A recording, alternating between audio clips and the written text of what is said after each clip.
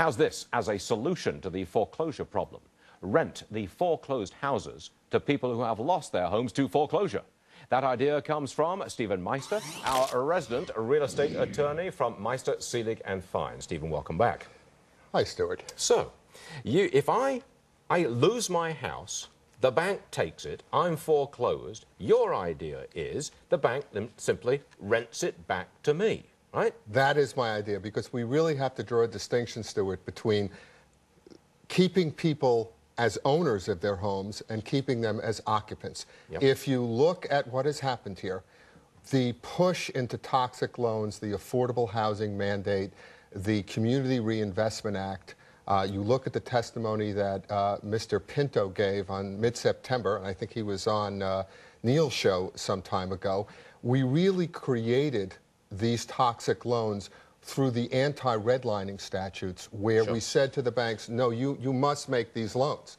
And so now, Stuart, we're doing the same thing all over again. Well, why aren't okay, at the moment, the banks are not, most of them are not, renting the foreclosed home back to the original owners. But if they did do that, wouldn't they just take the loss and put the loss on their books, which would ruin their capital position? What we really have to do, Stuart, is we have to get the homes and the loans against the homes into strong hands. We can't, in other words, if someone defaults on their loan, they're underwater and they really just don't have the income to pay that loan, it's foolhardy to engage in a modification process with that party that's only doomed to failure and is going to... So your idea is an alternative to modification. You don't do any of that. You just leave them in the home, they rent. They pay whatever rent they can. Bank's got the home, sells it later when it can. Or the bank sells it now to an investor who rents the home to the occupant. And the bank would therefore take a very big loss. The bank would take a loss. How big, we don't know, but we have to bite the bullet on that, because engaging, these modifications are not holding. There's 56 million mortgages out there. There's $11 trillion worth of mortgages, okay? The number of trial modifications, Stuart, is 650,000. They say, the Wall Street Journal reported that an Obama spokesperson said the permanent modifications are in the tens of thousands. That's true. That's right. Stephen, I'm terribly sorry. I'm going to hold you up for 1 second, because I've got this in from Hyundai. We've been talking all day about what a stellar performance they've been putting in on the world marketplace. Well, their sales in America up 46%.